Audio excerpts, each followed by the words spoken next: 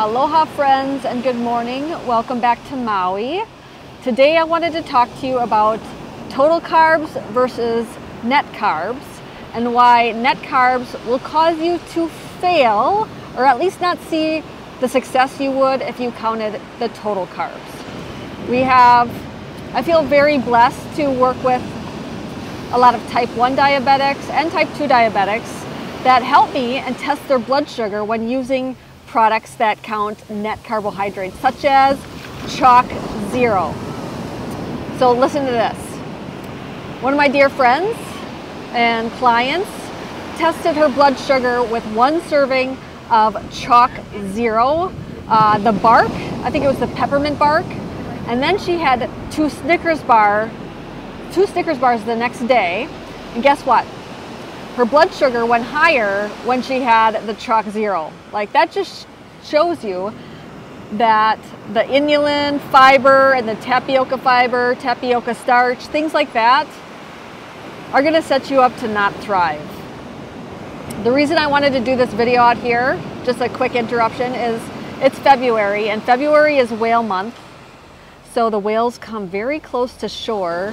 This is kind of like a nice little nursery for the whales. There's no predators here, so they come here this time of year to mate and have their babies. So I just thought maybe we could see that. Maybe Craig could insert a picture of one of his drone videos on this. But this is something that a lot of people and clients, or we have free Facebook groups that you can join. And a lot of people ask on there, like, or they're confused because some people count net carbohydrates. There's products like, I mean, if it comes out of a package, you should think twice anyway, but the Quest bars and the Quest chips and the Duncan Hines Keto brownie mix and the keto bread at Costco. Like, we can get into another video about dirty keto versus ultra keto like I do. But all that stuff, even vegetables, they have total carbohydrates, but people think you can subtract the fiber. Avocado and things like that. You know what? Let's jump inside and let's talk to Craig about some more products and more of the science. Okay, everybody, I had to come inside because Mr. Science Man Craig here wanted to help out. It's just, I love the way you explain things. It's so beautiful. And Bella wanted to say hello. Hello, Bella. Is she sweet? But yeah, last night I had a phone client and she was like, why do I have to count total carbohydrates? Because she loved her avocado. And I was like, first of all, an avocado is a bunch of fat and a bunch of carbohydrates. When you pair those together, it causes weight gain. No protein whatsoever. Let's focus on protein. And that was her downfall. She was keto for a really long time. Didn't you just have someone say that they were keto for 10 years and they'd never lost any weight? 10 years and they're 100 pounds overweight and they've lost no weight. So you can definitely do keto wrong, and you can have keto macros, if you will, and not lose weight, right? And so it's all about goals and having the right macros. Yep. And you know, one of the right macros is when you get your carbohydrate macro, which is a maximum, and we have a free calculator. If you haven't done it, you should. It's on ketomaria.com. Definitely. I'll put a link. The macros that you get, it will, nobody reads, this is why we're doing a video, but protein is a goal. You have to hit that. You can go over that. Fat and carbs are maximums. You can go under that, but when you're counting carbohydrates, it has to be the total carbohydrates, and that means fiber. So whether it be in broccoli, cauliflower, Brussels sprouts, or Chalk Zero, you're going to count total. Yeah, and we just find that if you count total carbs, and stay under about 20 grams a day, you're going to get the best results for weight loss. And just in general, you're going to get better results doing that. And one of the big reasons why is because, you know, it used to be that it was less complicated, you know, 10, 15 years ago when we were promoting this kind of lifestyle. That's what I was saying down there. It was quite a bit easier because there weren't all these keto products out there. Well, now there's all these keto products out there and they're trying to promote to a keto type of macro, and a lot of people use net carbs, and that what that ends up putting you in is a false sense of this is keto or this is low impact on my blood sugar when it really isn't. And so you see these companies hiding things so they can do a lot of tricks in that food label, the nutrition label. And one of the tricks they do is they hide things in fiber so that the net carbs are lower, and it's not really fiber. So like instead of sugar, they'll use inulin fiber, soluble corn fiber. Soluble corn fiber, tapioca fiber, that isomalt, well, that's a type of sugar. Yeah. That's gross. So stay away from that. But I think even, so one of the, Chalk Zero is a very good example. On them, but man, it's a very good example, and they use soluble corn fiber, which honestly I believe spikes your blood sugar as much as sugar. And there's actually examples of that even more so.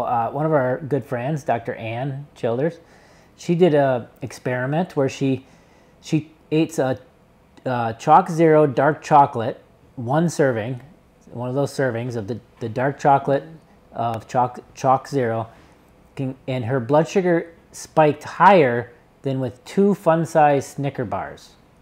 Okay?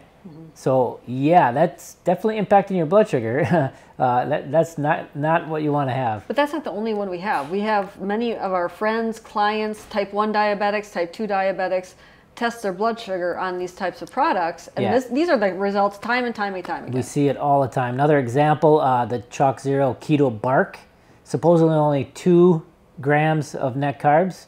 Problem is 13 grams are soluble corn fiber, which again, it spikes blood sugar. And in this case, this person, I want to get it right here, the berries raised their glucose 20 points. So a big bowl of berries, which supposedly has a lot more carbs than the Chalk Zero, 20 points, their blood sugar went up. Chalk Zero Keto Bark, one serving, 60 points. Wow. Moved their blood sugar up. But another example is the Chalk Zero syrup. The Chalk Zero syrup has that same soluble corn fiber, and it got their blood sugars in the 400s. Yeah, like, it's basically sugar, and they just hide it in fiber. And they changed, I think recently they changed it to like soluble tapioca fiber or something like that. Same thing. It's just a different way to, they probably caught on to the, people were catching on to the soluble corn fiber, so they switched it to something else, which is going to impact your blood sugar just as much. But here's the thing, this is the take-home message. If you want to have chocolate, I got really good recipes, right? Yeah. If you want to have syrup, I got some recipes for you. Or the good chocolate. The good chocolate only uses stevia for them, and we've tested, no spike whatsoever. And they're really generous, nice small company. It's not like Chalk Zero's huge, but Ben, he actually texts me often, and you can use code Maria to save on that one. But again, if you don't want to spend that kind of money, that's okay too. You can make them yourself. You could make my chocolate pudding if you crave. If you crave chocolate, it's usually a magnesium deficiency, but syrup, whatever it is, you can make it yourself. But think twice if it comes out of a package. Yeah, and so at the end of the day, it's just going to be easier, less math trying to figure out net carbs and all that. Just look at total carbs. Try to keep them under about 20 grams a day, and that'll make sure that you get enough protein, that you're not filling up on a bunch of fibrous, stuff that's going to make you bloat and not want to eat more and not get enough protein. So just focus on keeping total carbs below 20, get enough protein, adjust the fat based on whatever goals you have. And if you are constipated, don't add more fiber. It's going to make it worse. And we can do a whole thing on that. But take home message, do our free macro calculator. Don't miss that. Think about things twice if it comes out of a package. And we just really just know that we're in it for you guys. We're here because we want you to succeed.